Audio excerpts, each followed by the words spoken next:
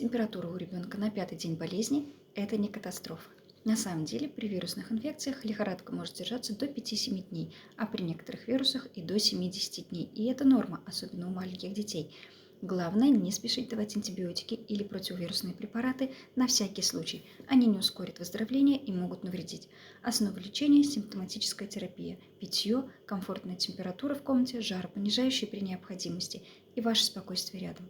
Если вы заметили у ребенка высокую температуру, кашель или другие симптомы, сохраните это видео, подпишитесь и напишите в комментариях «Болеем». Я отвечу и помогу понять, все ли в порядке.